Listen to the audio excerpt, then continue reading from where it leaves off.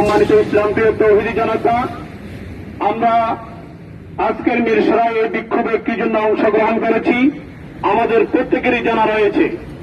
তবে যেই কথাটাই বারবার উচ্চারিত হচ্ছে সেটি হল আমাদের ইসলাম, কোরআন, দ্বীন এবং মোহাম্মদকে নিয়ে যে যেখান থেকে কটূক্তি করা হোক তার তীব্র নিন্দা প্রত্যেকটি মুসলমানের ঘর থেকে উচ্চারিত হবে ইনশাআল্লাহ।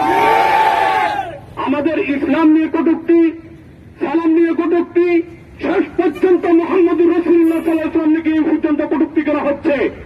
আমাদের হৃদয়ের স্পন্দন আমাদের বিশ্বনবী হযরত মুহাম্মদুর রাসূলুল্লাহ সাল্লাল্লাহু আলাইহি ওয়াসাল্লামের বিরুদ্ধে দেশের বাইরে ফ্রান্স নয়, যে কোনো রাষ্ট্রে যে কোনো অবস্থান থেকে আমাদের রাসূলের বিরুদ্ধে যদি একটি কলম দেওয়া হয় তার কলমের হাত পর্যন্ত ভেঙে দেওয়া হবে। ফ্রান্সে সরকারের পৃষ্ঠপোষকতায় যেভাবে তাদের সহযোগিতায় আমাদের মুহাম্মদুর রাসূলুল্লাহ সাল্লাল্লাহু আলাইহি ওয়াসাল্লামের চরিত্রের উপরে আঘাত এনেছে, আমরা একথাই বুঝতে পারি যে তারা বারবার ডেনমার্কের মতো মুসলমানদেরকে বারবার সজাগ করে দিতে চাচ্ছে যে মুসলমানরা ঘুমিয়ে আছে না জাগ্রত আছে। আমরা আজকের মিরসরাইয়ের বিক্ষোভ থেকে এই কথাই বলতে চাই যে আমরা মুসলমানরা ঘুমিয়ে নেই, বরং সবাই জেগে আছি।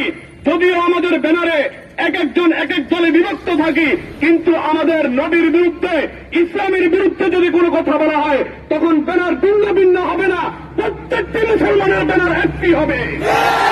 সম্মানিত হাজরিন, এ কথাই বলে শেষ করে দিতে চাচ্ছি, সেটি হল দেশের বাহির থেকে যেভাবে ইহুদি নাসারা খ্রিস্টানরা আমাদেরকে পরীক্ষা করতেছে, একই রকম ভাবে আমাদের বাংলাদেশেও কিছু নাস্তিক মুরতাদ খুলে আমাদেরকে বারবার ধাক্কা দিচ্ছে।